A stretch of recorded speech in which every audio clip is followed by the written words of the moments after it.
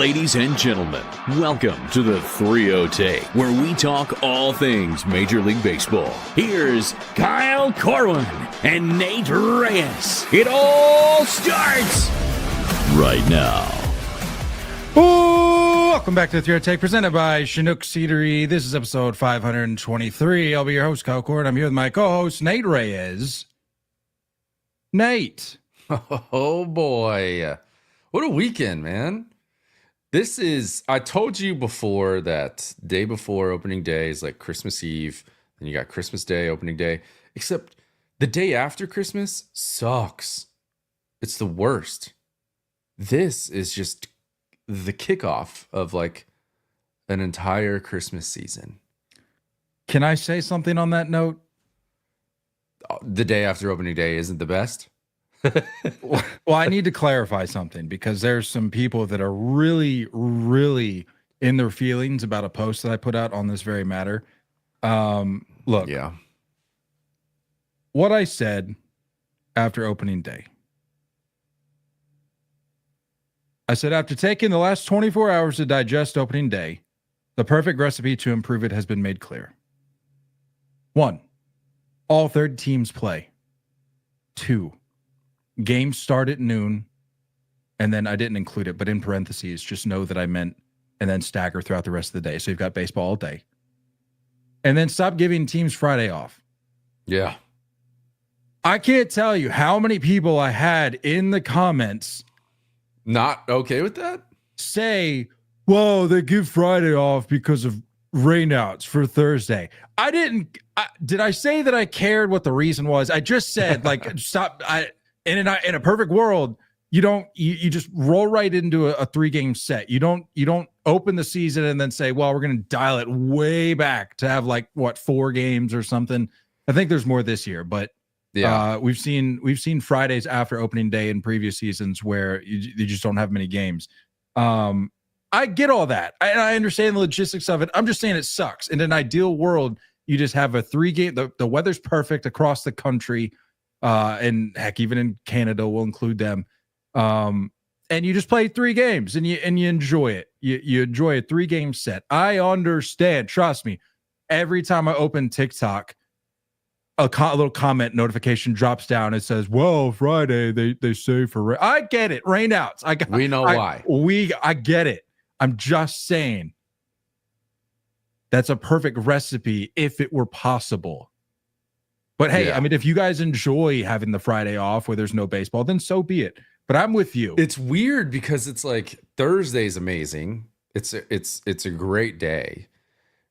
And Friday, you're like, for those who are like maybe stuck at work or like didn't get a chance to fully take in the all day festivities of opening day, like Friday's almost like a 2-point, like a, you know what I mean? Like, just try again. Like, hey, if you didn't, half of us are blown off work on Friday anyway. You know what I mean? So it's like, why not just enjoy that day the same way? Just run it back, repeat everything, and like make Monday the big day off, which it already is for most of these teams anyway.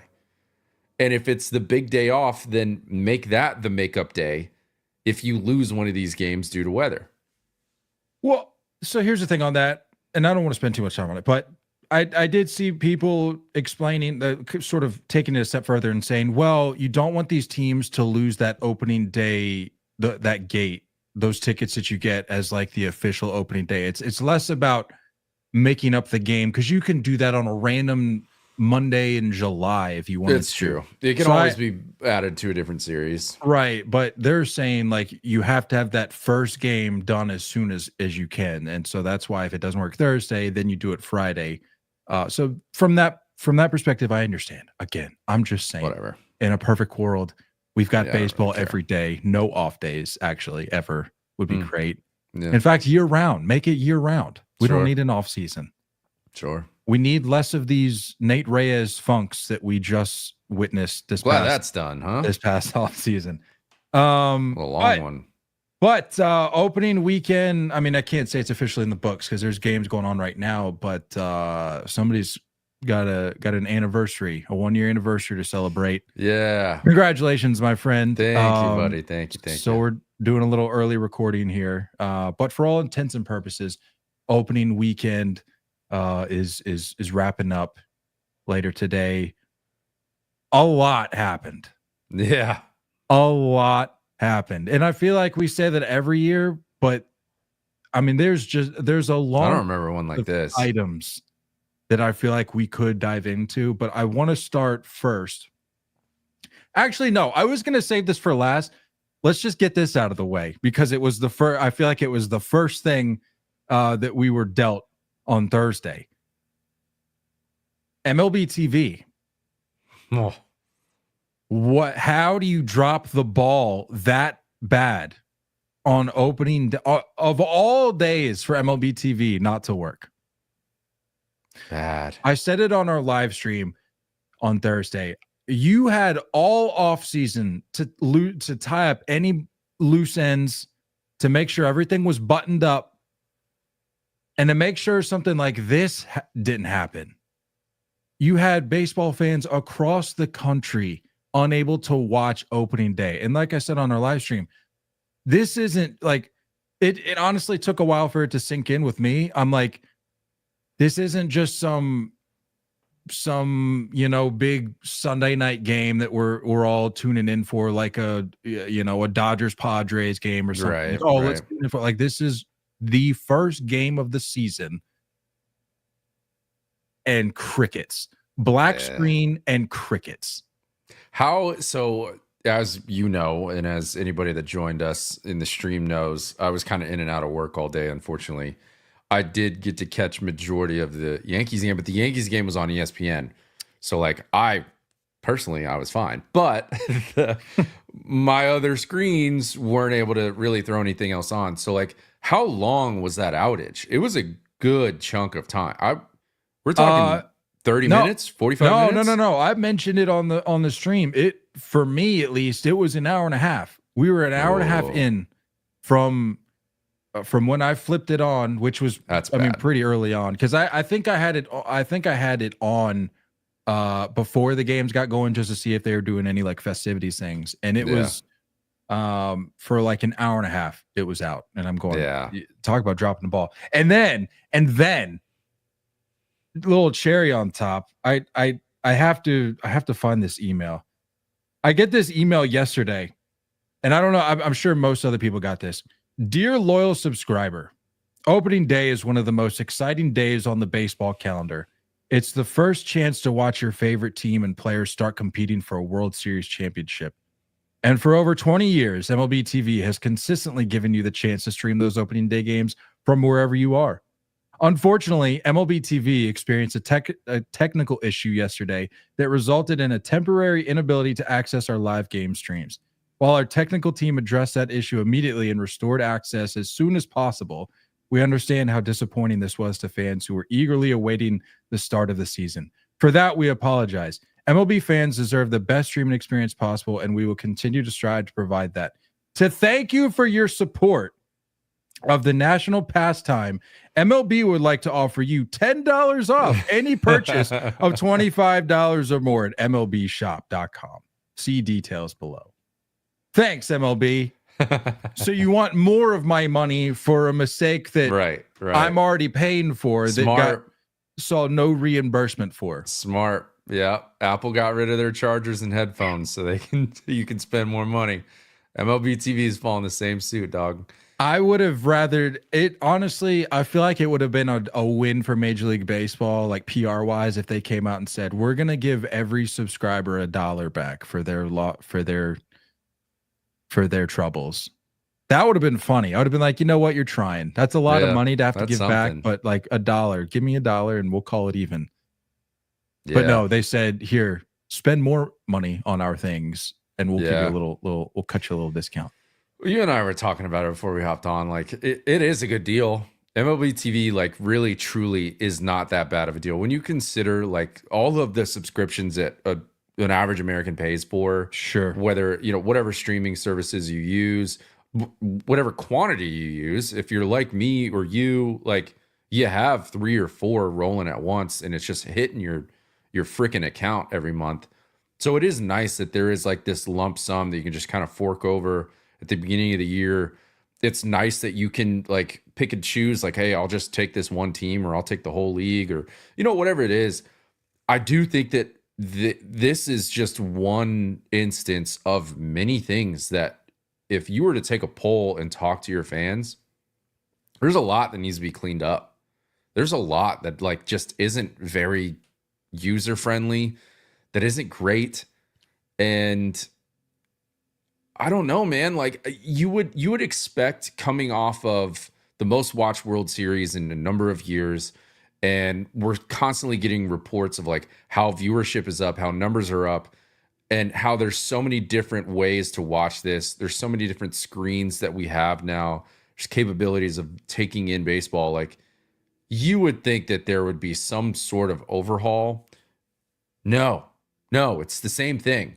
MLB TV looks the exact same. MLB Network is the exact same. You don't have new shows. You don't have new ideas. You're just rolling out the same stuff. And it is frustrating. This does get old. And if you were to clean some of this up, I think you could probably charge another $50 per subscription, and we would happily fork it over, because there really isn't another option. It's true. There's no other option. They are monopolizing this entire game. So it's like, I can't blame you for not cleaning stuff up. Will I complain in a few years when you do add all these things in and it does go up in rate? Probably. But be better. Just be better. And don't drop the ball on our freaking day.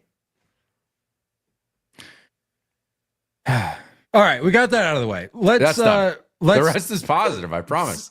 Speaking of, well, positive for you, less so for me. Yankees just making absolute home run history. A lot of home runs this weekend, not just from the Yankees, but from really across the league. But specifically looking at the Yankees. But let's get into what I feel like people really want to hear about and discuss. These torpedo bats. What in the world? What in the world? I first of all didn't even know these were legal, but they are. Second of all, I mean, there's no way that, or maybe it is. Is this the sole reason we saw what we saw yesterday on Saturday with, what was it, 9 home runs? 9 home runs, a new franchise record, I believe, or tied the franchise record. New franchise record. It was the only one short of the league record, I believe, right? League record was 10. 10. Which was the Blue Jays. The Blue Jays also did it at a different time with 9. In a different year. Obviously, the same game, they got both of those, but a different time, a different season, they got 9. So it was only the second time ever that a team has hit 9 home runs in a game. No, like and whoever is going to sit here and call me a homer, that's fine. But like, Jazz and Volpe are the only ones that have come out and said that they're using it. Did they both go deep? Yes. Did one of them go deep again today? Yes. Mere minutes ago. But the reality is that like, bats are always changing. They've always changed. They've always been adjusted. Barrel sizes come in a variety. All of these hitters have different sizing that they prefer, different handles, different knobs, different thicknesses. I think this is just one of the last remaining options as some type of adaptive adjustment.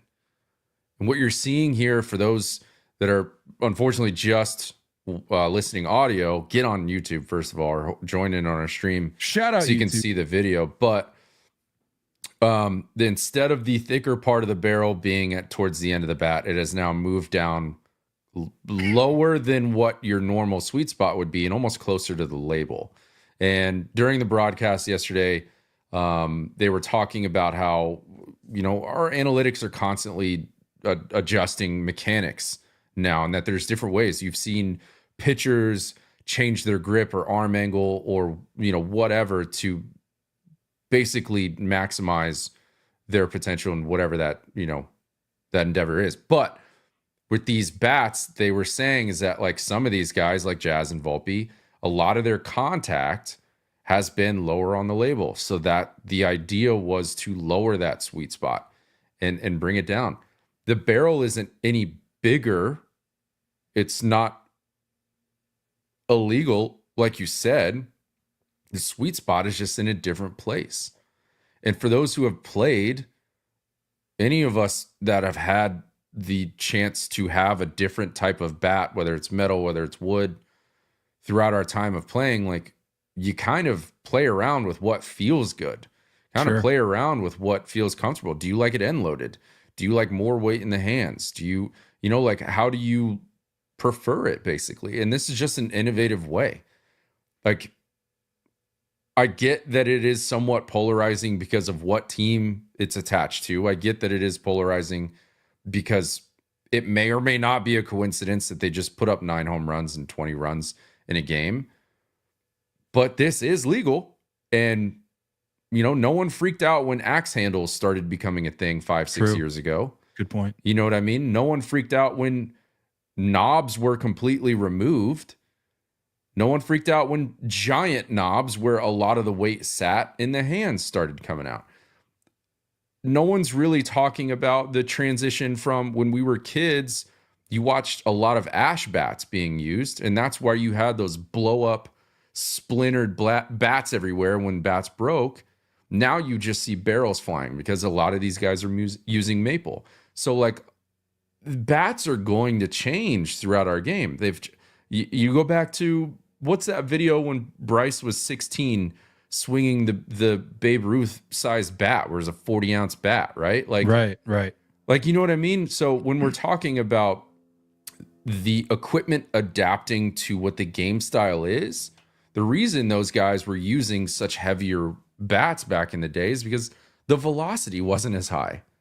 Now that velocity is up, you're seeing a change to bats. I don't see the issue personally. And if you want to come at like me for being a homer, if you want to come at the Yankees for doing it, I think it was Savali that came out and said that because it's the Yankees, they'll let it slide. Like, what are we talking about? Like, every player has the ability to choose and customize their equipment in this way. Well, Spencer in the chat, not to cut you off, Spencer in the chat did ask, he said, should everyone be required to swing the same model weight bat? And I didn't play at the big league level, but at the very least, I played competitive baseball. And I understand that would almost be an impossible ask to make a singular bat universal across the league in terms of specs and everything, because there is way too much nuance to, like you mentioned, the different types of wood, the where the weight is distributed, the flex that each bat has, whether it's more or less. There's so much at play there. That I think as long as you're meeting the specifications, the requirements set forth by the league, everything else is fair game. And where does it end? The same thing applies to this torpedo thing. Where does it end? Gloves? Batting gloves? Cleats? Where does it end? Are you talking about, if anybody watched any Cubs or Diamondbacks games this weekend, you saw that, Pete Crow Armstrong and Corbin Carroll wear like a lower, almost looking like a soccer cleat compared to some of these other guys that are like a lot of them you see like Jordans or like Air Force Ones or whatever. Like, there's a different style there. Are we talking about an advantage to their speed because of the type of cleats they're wearing? Should we change everyone from, molded spikes to metal spikes to like, what are we doing? I don't understand what the argument is. The beauty of our game is that it's done in so many different sizes. It's the beauty of our game is that a Jose Altuve can compete against an Aaron Judge. That's what the beauty of our game is. That's what encompasses this game. It's a mesh of athleticism compared to, when it comes down to it, it's just a ball and a stick against a hitter and a pitcher. right? So like, where do we draw the line? Are you upset that an outfield glove is massive? I don't know. I watched Corbin Carroll yesterday, and I swore that his glove is a 14-inch glove. It's huge, right? Well, like, he's a tiny guy, but yeah. Like, I don't understand why we're getting heated about this. I can see why it immediately raises eyebrows based on what they did yesterday offensively, but like, let's not take away from the fact that Judge had 3 of those, and Judge ain't changing his bat. Yeah, what was the quote? What was the quote from Judge? He said, "What I've done." They asked him if he used the torpedo bat or why he didn't use it, and he said, "What I've done the last few years speaks for itself." Yeah. In other words, saying like, "Thanks, but no thanks. Don't need it." I don't know. Maybe be better, Brewers pitching. Sorry. Yeah. Yeah, quite literally in the chat yesterday had more to do with poor pitching than it did with those new bats. Yeah, I'd agree. I mean, when you're, which we didn't even mention, but when you're Nestor Cortez just laying in 3 get me over, like, that was right, tough, man. My goodness, how do you do that? You know that lineup better than anybody on that staff. You got to know that what you did wasn't gonna work. That plan of attack was not gonna work. But yeah, anyway, enough on the torpedo bats. I feel like we covered most of that. And for the record, I'll speak for Nate, but I don't think Nate's frustration is with Spencer for asking the question about. No, not at all. Spencer's my guy. We love Spencer, but it's more of a question about the narrative. And I can't stand the Yankees as much as the next guy, but even I can look at this and go, if it adheres to the rules set forth by the league, that's where the conversation starts and ends. Right. That's where the conversation should start and end. Does it meet are there rules set in place? Do these bats adhere to those rules? If so, conversation's over. They were, like you said, first ones to do it. They were more creative that way, I guess. Like we've seen a lot of this different type of stuff. I have my oven mitts. I don't love the oven mitt either. I think it bugs me. But again, like, if it adheres to the rule book, let it slide. Pun intended. Speaking of home runs, the O's, and we talked about this on the live stream on Thursday, coming out with an absolute bang, dude. The O's came out, put up, it doesn't, anything I say about the Orioles now is going to be completely overshadowed by what the Yankees did on Saturday. But opening day, I was feeling very, very good about my preseason prediction that the O's were going to lead the league in home runs, because they came out, put up 6. I think Adley had 2. Said he had 2. Said he had 2.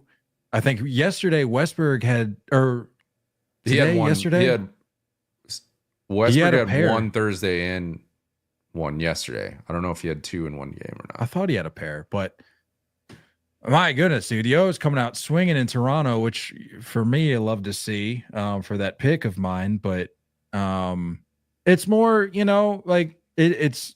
Can you remind me where you had them finishing? Are they in a wild card spot? Yeah, I had them. Let me confirm here. I believe they were my first wild card, second wild card behind Houston. Okay, gotcha. So with that, you can go ahead and understand the reality that I do not have the Yankees making the playoffs, which is bold on my part. I do declare, I acknowledge. But that's the beauty of baseball. Anything can happen. But do declare. but you don't have to say declare after everything. As great as it was to see the O's coming out swinging, it wasn't surprising to me that that's the narrative that we saw right out of the gate. Is you got that lineup bopping. I think Jackson, even game 2, had a bop of his own, so that's great. That's encouraging to see. But it's more about the question marks surrounding the staff. Yeah, no, what are we going to see from that? This wasn't in question, right? This is part of their. I mean, like, we knew that these guys being 1 year older, just more ABs under their belt, like the opportunity to settle in. We knew that this lineup was going to bang. We knew that Adley had it down near last year and he was going to turn it around. Like, and I'm not saying this is definitive for the rest of the year, but I think these are the things that we knew were their strengths. It's just their pitching. And on the opposite side of the thing, like Blue Jays pitching is what like it needs all things need to go right for the Blue Jays. Yeah. All things need to go right. And this is a tough start. This is a real tough start.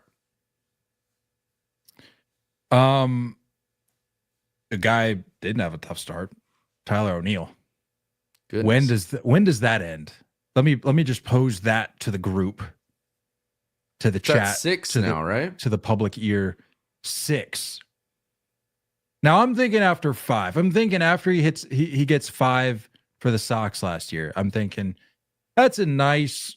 I mean, it's not like a round number per se, but like 5. That's a healthy benchmark to reach. Yeah. Surely he doesn't get to 6. Signs with the O's. What does he do?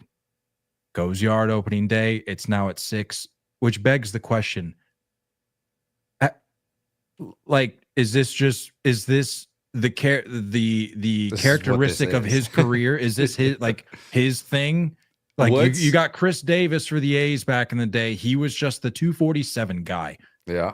And even now, Tyler O'Neill has surpassed the amount of years that Chris Davis went 247 consecutively.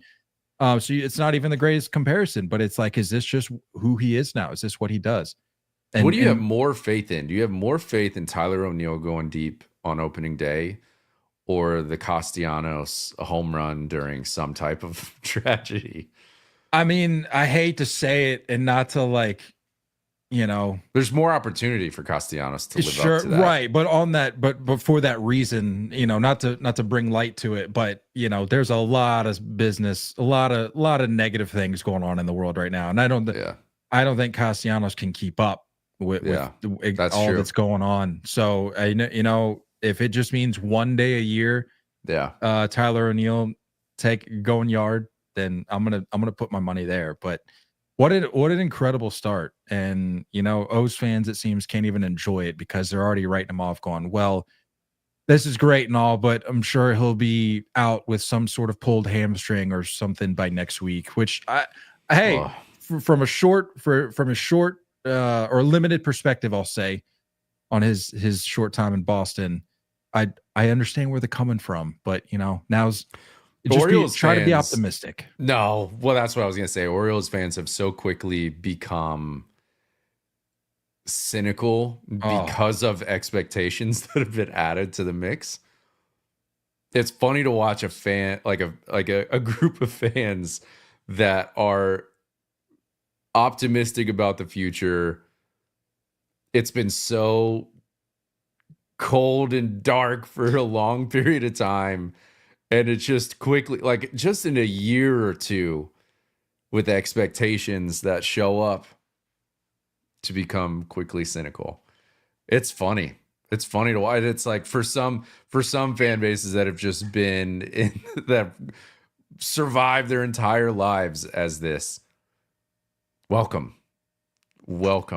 They're probably thinking like you don't become a survivor by being optimistic all the time. Everything's sunshine and rainbows. Sometimes you just gotta let reality sink in. Like, this is gonna suck. Yeah. But we just gotta keep pushing forward. We're sickos, man. You're just gonna continue to get beat down the Crazy. same way. We come I back. bet you the O's could legitimately win the World Series, and Orioles fans would be like, a scandal's gonna drop and they're gonna revoke our title. Like, what? Something's gonna happen. I don't believe it's true. They're sick. They're a sick fan base, but boy, do we love them. Boy, do we love them. Keeping it in the DMV, Mackenzie Gore. Let's talk about that real quick. This was one of the highlights that I included on my opening day overreactions graphic that I posted, I think, Saturday. Oh, yeah. This is cool, though. This is a cool stat. Yeah. So he joined Bob Gibson as the only opening day starter to allow no runs, no walks while striking out 13. I spy Bob Gibson in the video right now. Shout out Bob Gibson, the man himself, right there. How about it? Looking at the Chinooks. He's sizing them up. I'll tell you that much. Yeah. But yeah, man, what a start for Mackenzie Gore. And what were we talking about it on the live stream possibly? Yeah, I think it was the stream. Where I was saying that like people in this area who fall more so on the casual side of fandom when it comes to the Nationals, which I'll admit there's a lot around here. Like you've got your diehards, sure, but this is such a transient area, very like extremely transient. I think I undersell it just how transient it is. So it's really hard for people in this area, this region to really latch on to the Nats because they're here for a little bit and then they're gone not too soon after, or soon after, I should say. And so you got a bunch of casual Nationals fans out here going, the Soto trade goes down and like, well, okay, well, what do we have to look forward to? And it's like, and I've said this before on this podcast, I would tell them like, just be patient.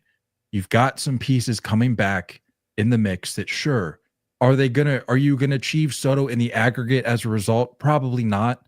Yeah. But you're going to have pieces that if managed well, if given the right opportunities, will serve as pretty substantial pieces in whatever picture that you build up, in whatever movement that you craft as an organization moving forward. And I think that's worth being excited about. And Mackenzie Gore, I would tell people, like, keep an eye on Mackenzie Gore. And myself, I was a believer in Mackenzie Gore the last couple seasons. I'd pick him up in fantasy, which, may not sound like a lot to most people, but like you have to have some sort of belief in a guy to give him the sign of approval to add him to your fantasy team. You're like, all right, this guy could contribute here. And again, I understand it's just one start, but this has to be encouraging for the Nationals and their fans that a guy that you've been sort of waiting to be this good is finally giving you a glimpse into what could be. Mm-hmm. Yeah. Yeah. We were talking about it on the stream a little bit, but I think we get so impatient as baseball fans with prospects. We get impatient with prospects that maybe are, top 100 in baseball when they're making their debut. And if it takes a year or two before they kind of live up to that status, we almost just kind of throw in the towel. We almost give up on them a little bit. And especially if they're involved in trades like they have been, and Mackenzie Gore is a perfect example of that. And you got to remember, like, with that being said, if they are being involved with trades and they're bouncing around between cities and they haven't even like really truly settled in yet, how many pitching coaches they've had, how many philosophies have they had thrown at them, how many catchers have they had, right? So like all of these different things are factoring in. And you're like, this guy hasn't even gotten a chance to take a breath yet. Yesterday was his debut, and now he's on his third city, wearing his third uniform, and he still hasn't like gotten enough innings. He still hasn't gotten on the dirt enough. So it's weird, man. Like you see young names like a Jackson Merrill, like a Jackson Churio, like a Paul Skeens that just immediately come up and they're like productive and they're all-stars and they're leading, their team in major stat categories. And you're like, this is what every prospect should be. No. Those are the exceptions.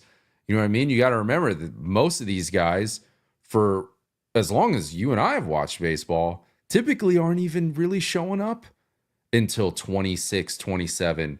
Right.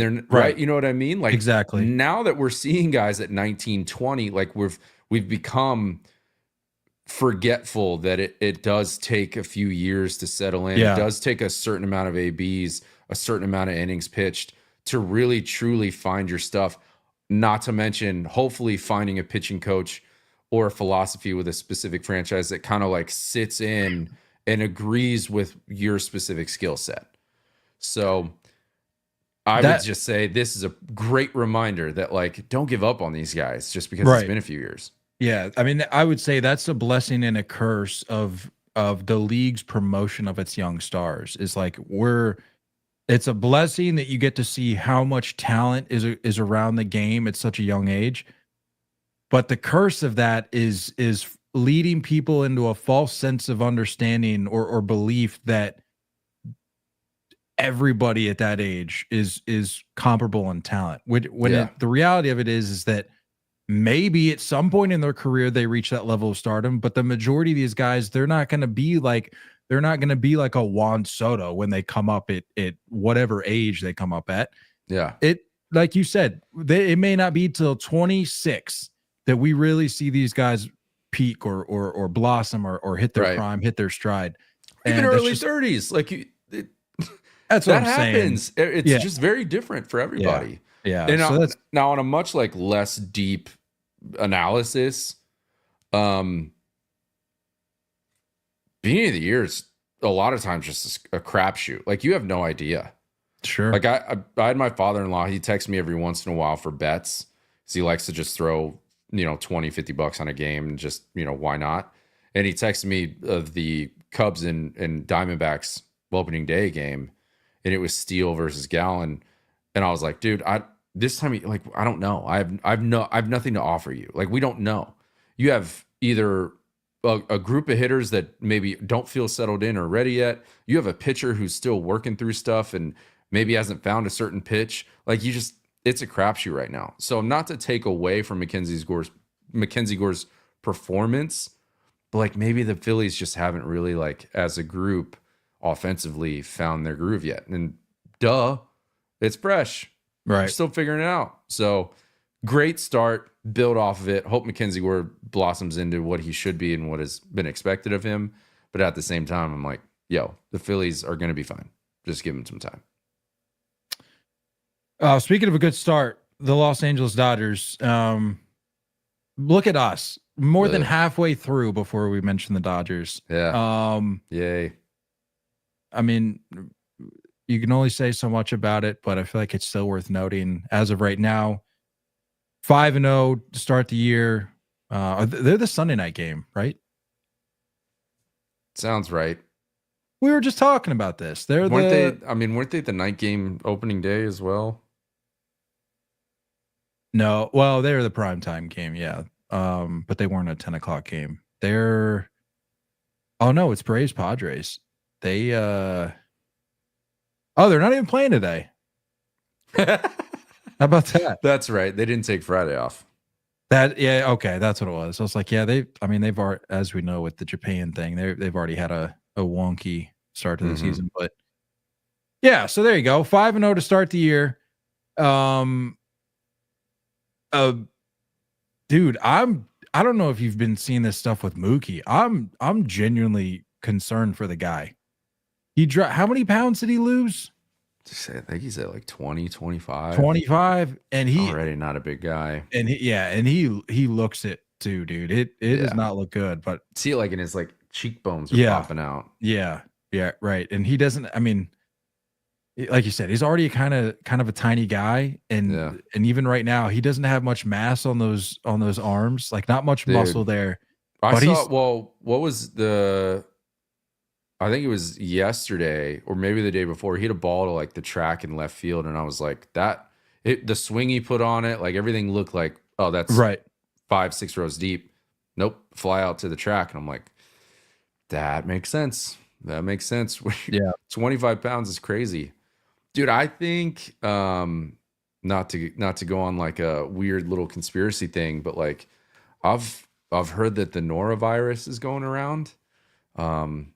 My beautiful bride, unfortunately dealt with that last week. And I think it's just like, it's going around, man, where you can't keep food down. And that sounds like some of his symptoms that he was dealing with. Sucks. Yeah, dude, there's some crazy stuff going around right now, but all that to say, the fact that he played. Yeah, the fact that he even suited up was commendable enough, because that is not fun to deal with, I would imagine. But not only did he just suit up, he's able. I mean, he's winning them ball games essentially. He's still showing out, which is very, very encouraging for him and the team. But yeah, par for the course. Dodgers just going out and do what they do. Trying to think. Roki, trying to remember. Roki didn't look terribly sharp No, Yamamoto looked good. Yeah. Yamamoto looked real good. What was Sasaki's line again? I was trying to remember. Uh,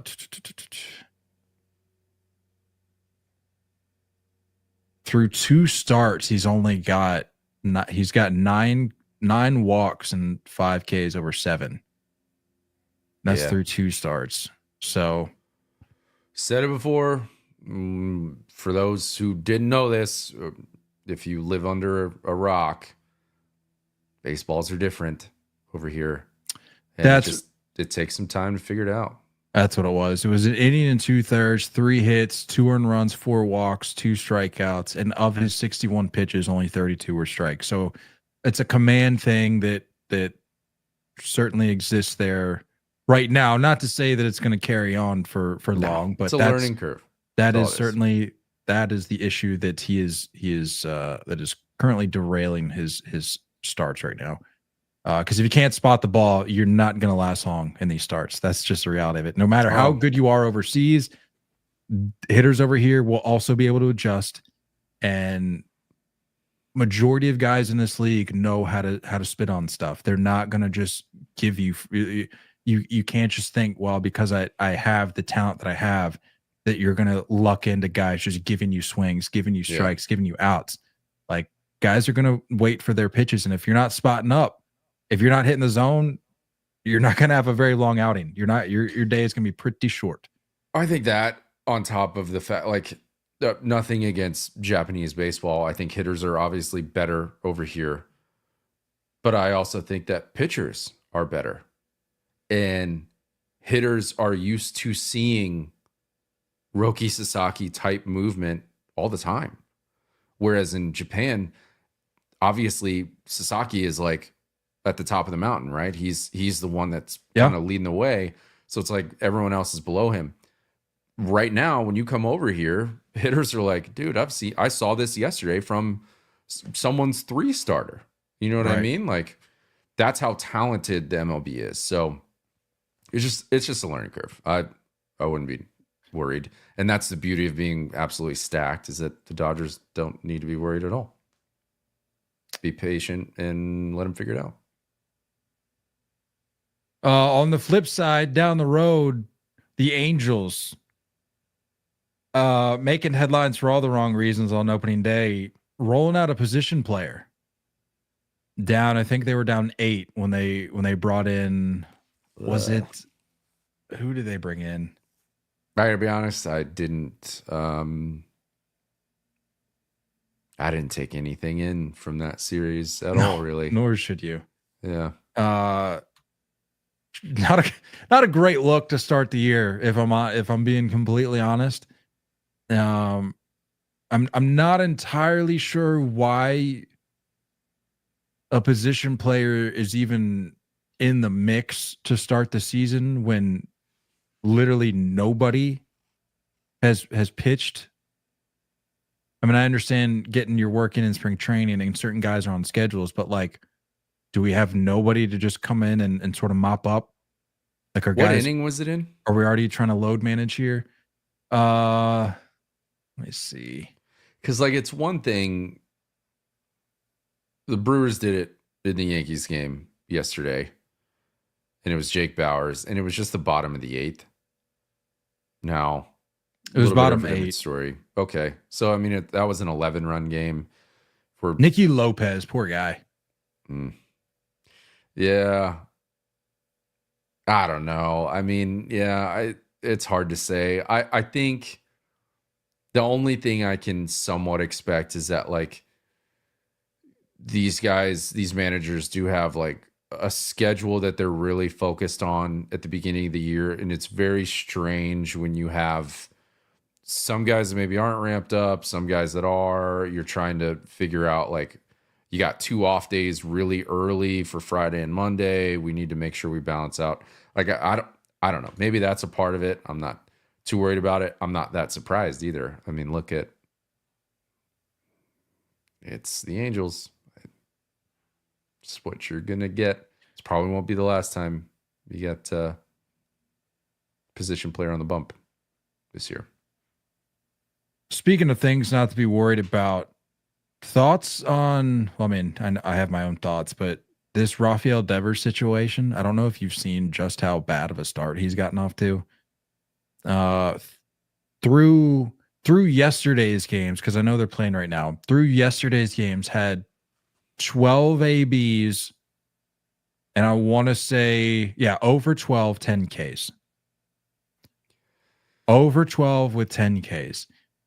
There's a lot that you could pin this on, a lot of different angles I feel like you could take. And I don't want to speculate beyond reason.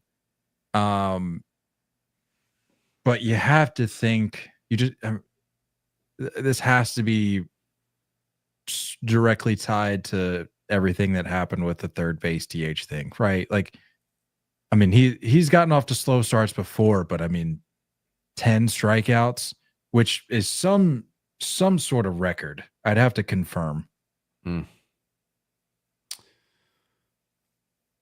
I'm my perspective, my opinion, which this is all this podcast ever is. It's just our opinions. Let me add that stat real quick. 10 times has struck out 10 times through 3 games, again through yesterday's games, an MLB record through the first 3 games of a season. Yeah. It's a tough one to hold. I'm gonna start this by saying I think Devers is obviously a top 10 hitter in the league when he's going right, which he will go right. This isn't forever. I'm not calling him not a winner. But in my mind, from an outsider, a non-Red Sox fan, my view on the fact that, like, you have everyone in that clubhouse ready to turn the page and get into the next chapter of what their team is, of what this franchise needs to get back to being. And when everyone in that clubhouse is saying, put me wherever, I'll hit whatever spot, I'll play whatever spot in the field, I don't care. I want to help this team win. And the one single voice is your franchise player, is your highest paid player, is the one coming out saying, I play third. No, I play third. I play third. It's tough, man. It's just it's a and tough. Yeah, look. and I don't want to beat this horse. No, I'm not going to beat it up either. But what I'm saying is that, like, if you're not in, and you're the only one not in, that starts to weigh on you. And I said this in the offseason. I said this before they got Bregman. I said I had a feeling that Rafi Devers is someone who doesn't like only being on the field 4 times a game. There's something about being able to have a bad day at the plate and make up for it defensively, or vice versa. There's something about that we've had. If you've been playing long enough, and for these guys that have been blessed to continue to play, we've had that our whole time playing. From 4 or 5 years old, we've gotten the opportunity to be on both sides of the ball. And maybe mentally he's just someone that doesn't know how to handle doing that. And if you're coming in to a point of going against your franchise's wishes and saying, I'm not doing that, you got to assume that it's going to magnify those difficulties or those insecurities that you may have about accepting their role. I'm not surprised. I'm not surprised. I think it'd be very different if he said, you know what, hand up, I'm going to do whatever this team needs me to do. I'm the leader. I'm the one that they've invested in the most. I have to be able to say, put my pride aside and say, I'll do what I need to do. And I would have understood, hey, I'm struggling as a DH after saying that. But to start saying, no, I play third, I'm not a DH, you kind of shoot yourself in the foot, man. Like you're not really giving yourself much room for grace. And now it's just like no one's really surprised on your performance. It's at least my take on it. I guess, but like I said, it's hard to make it up in the field when you're also the worst defensive third baseman in baseball. Like it doesn't leave much room for changing up your mentality, your mindset when you're not doing well in the field either. Like so, and clearly, maybe I mean, I guess you're right to the point where like he was able to do enough in the field, maybe to keep his mind off of it. But it's not like he's going out there and setting the world on fire with his defensive play to be like, okay, you know what? If I'm not able to take care of things at the plate, I'm certainly going to take care of things over here at the hot corner. When again, he's the worst defensive third baseman in baseball since he debuted. So I don't know. Has he gotten any innings at first in his career? Is it that bad? I just think it's. Are you telling me Casas is the absolute answer for the foreseeable future? Well, they were trying to trade him. They were trying to send him what I'm saying. To Seattle. That's what I'm saying. Like I'm not a believer. I just don't think he's that good. I think he's maybe got some potential. I just don't think he's that good. He hasn't Devers hasn't logged any innings at third. At first, you mean? At first, excuse me. Like I would try that. If my guy's so reluctant to be a full-time DH, I would try that. I would try that first.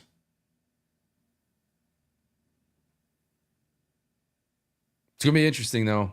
They're gonna I think some of these situations just kind of find a way of resolving themselves, and whether it's an injury at some point that causes a shift in the infield lineup, or just trying to really cater to your superstar.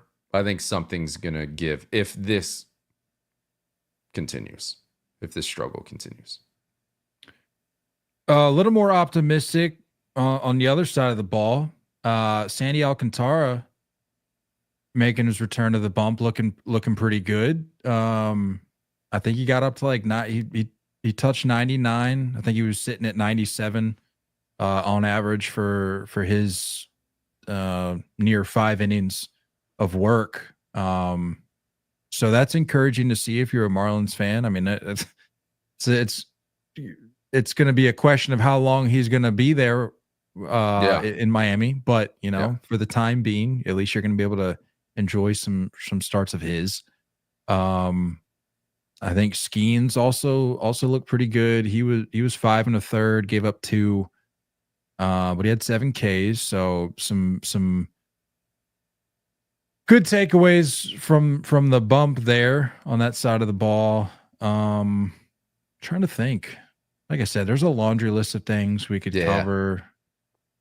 Is there anything I'm missing? Again, a lot of stuff, but I feel like that's. I made a note. My one note. How sick was it that Cameron Misner of the Tampa Bay Rays getting his first career home run as a walk-off. That was cool. That's sick. That's really cool. That's real sick. And I got to be honest, it looked like a vibe there. Being outside, dude, I was going to say the same thing. Being at Steinbrenner Field, like it looked like the crowd was into it. I'm not saying just that walk-up, like the game in general. Yeah. The capacity seems to be about right. You know what I mean? Yeah, that was a good thought. I meant to get your thoughts on or like your takeaways from this series. I've actually got it. They're playing right now, wrapping up this series. But are they wrapping it up today or tomorrow? Because I know they started a day late. I don't know. They started Friday, yeah. Yeah. But yeah, dude, it looked like a vibe. And credit to them. The reality of it is like this is your reality this season. And it seemed like the players and the fans were, they're buying into it. Like it's a sucky situation. Yeah. But the fact of the matter is like if the best you can do is just show up, support, have a good time, then that's the best you can do. Yep. And I know it's opening weekend, and maybe the high is only going to last for so long. But I'm right. I think you're right, dude. It looked like a vibe. It looked like a vibe. And they were talking about on the broadcast, like props to and I don't know what department specifically handles it, but like props to their organization, like getting all the signs up, like getting the Yankees stuff down and like getting their own stuff up and their different signs. Like I think they said that like when this announcement came out a few months ago, like their team was out there like measuring like where each sign would go to make sure that like it would feel very Rays like. I don't love it as a Yankees fan. I feel like it's like a bad juju kind of thing to like allow stuff to just be taken away and replaced, but whatever. I mean, it seems cool. Like as a baseball fan, like I can see why it's a little different, a little neat for the Rays, man. And like, why not? Like they haven't had much to get excited about, and for a switch up to play outside in Florida, and you're gonna have your rainouts, but like to be outside and just like have that as an option is cool. Dude, they were talking. I don't know if you heard this. I gotta. They were talking about on the broadcast that some insane amount of games for the Rays are gonna be like the way their schedule is structured this year to accommodate for like the rainy season or whatever. I don't have the number in front of me, and I'm trying to look it up. But they said they're gonna have some crazy amount of games on the road, like later. Like that's how they have the season. They did that on purpose, is to basically line it up with the rainy season, like understand, which is a good foresight of understanding that's just a thing. That's just gonna happen. It's already a tough pill to swallow, but like you said, it seems like they're making the best out of it. Yeah, like they're barely going to be on the road, or they're barely going to be at home for like 2 months during the summer, like a 2-month span, which is just crazy. Wild to think. But all that to say, I'm gonna need playoff baseball. Just for the wonkiness of it, for the beauty of baseball, for the storylines, the discussion or the Baseball's conversation weird, that's gonna follow. Weird way of delivering this kind of stuff. I need postseason baseball at Steinbrenner Field. Really, really hard to imagine that these guys are gonna, like, I know us peasants, or be like, oh, you get to live in a comfy hotel bed, but like that's a lot of travel. That's a lot of not being at home. That's a hard thing to do. These guys talk about struggling to do it for a week straight. These guys are about to do it for 2 months. That's not easy. Did you say, or did you see that guy chirping Stu, the owner? From like the lower bowl. I mean, there's only really the lower bowl there, but like somebody was filming it. He was like, he was looking back. Stu was standing there like on one of the like little balcony suites there at the park, and he was like, "Sell the team, Stu."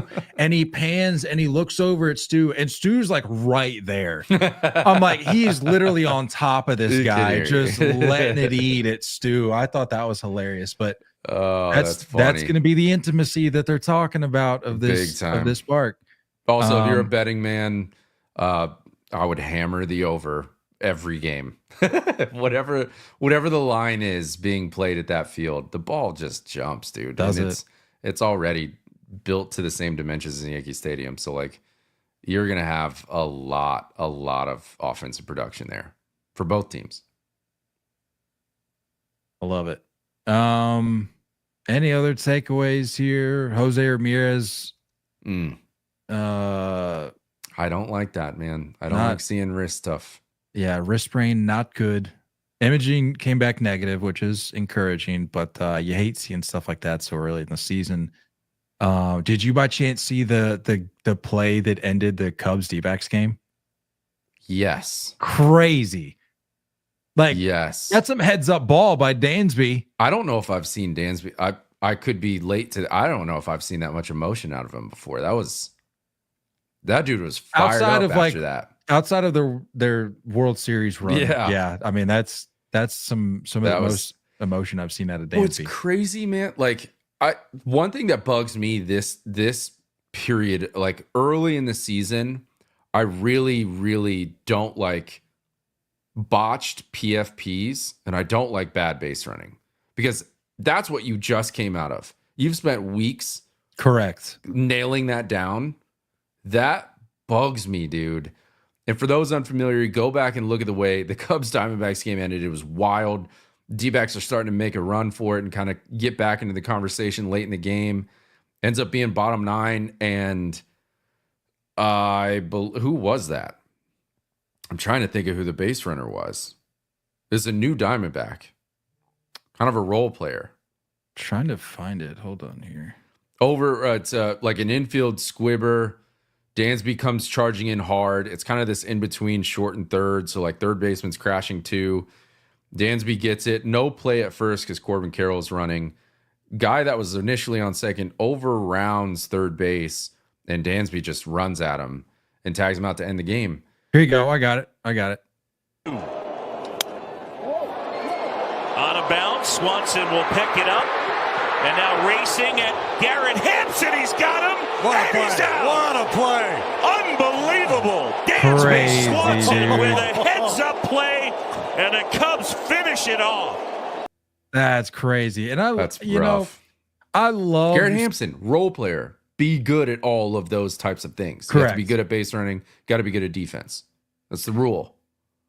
and I know it's opening weekend, and again, it's a long year. There's gonna be peaks and valleys, but I love seeing the emotion like that right out of the gate. Like, you just feed into what you're all the adrenaline that you're already running off of this early in the season, and you just feed into that and let it like fuel you to make heads up play. Well, I mean, we've already seen some base running issues. No, that's if you channel it the right way. Heads up shortstop play right there. Yeah, the pump fake look at the runner never works. The one time out of 100 that it does, and he takes advantage of it, like, that's huge, man. That was huge. When you have games where you feel like you stole it, watching that game, I was like, the Cubs are going to lose this game.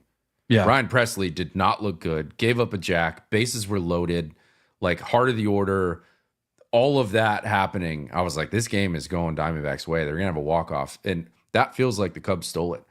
So, and look, not to feed into the whole like opening weekend overreaction narrative, but games like that, teams like the Cubs, who are very clearly are very clear about their intentions of making a run at this thing this year, based on the way they handled their personnel this offseason and their acquisitions that they made. mm-hmm. Teams like the Cubs that are able to win games like this, sure, it's just one game, but to do it against a team that many people have making a deep run in the postseason themselves, in the D-backs, to be able to, like you said, go in and steal a win like that, if you can do that enough times over the course of a season and add to your win total with these games that you otherwise probably shouldn't be winning, that's how you get that edge. That's how you get that slot higher up in the division. That's how you get the higher seed in the wild card, a more favorable matchup, things like that, is games like that. And I know it's opening weekend, but as early as opening weekend, you have to be taking advantage of games like that, because it only can help you in September, October. They talked about it in the Yankees broadcast yesterday, like stocking, like putting wins in the bank. Exactly. It's like, if you can steal wins, because you're going to have a lull, you're going to have a valley during this season, and to get off to a hot start is so huge. And like, to have that stacked up to where those valleys don't hit you as hard, it's important, man. It's important. So good for the Cubs, because that was a rough start to the season. It's a weird, unfortunate start. You lose 2 home games that aren't at home. You have this weird comeback, have more spring training. Like, it's odd, man. So good for them. I think that'll do it. Again, a lot of things have happened this weekend, but I feel like we covered a lot of the main storylines here. I'm excited, dude. I'm back. You're back. I'm back. I'm back. We're back. We're back. We're back. Yeah. I'm looking forward to another full season of baseball. We'll catch back up with you guys later this week, probably Wednesday. But other than that, welcome back, folks. Welcome back, baseball. If you're new, thank you for joining us. We hope you stick around with us throughout the season. We've got a lot going on. And if you've been around for some time, thanks for sticking with us for another season. We got like I said, we got a lot coming down the pipe here this year. And I'm just glad baseball's back, man. Me too. I love flipping on my TV and there being anywhere from 4 to a dozen games on TV. It is beautiful. It's a wonderful sight. Yeah. For those who are new, we're going to do this twice a week all year, barring anything crazy. It's going to be twice a week all year. So come hang out. Check us out on YouTube. Check out Chinook, best seeds in the game. Check out the shop. If you like either of the lids that we're rocking today, that's on the shop. And if you're watching, you can read my hat. I like to say that you should not go chasing curveballs. We love you on as always. Looking forward to talking more baseball with you guys soon. Until next time, stay filthy.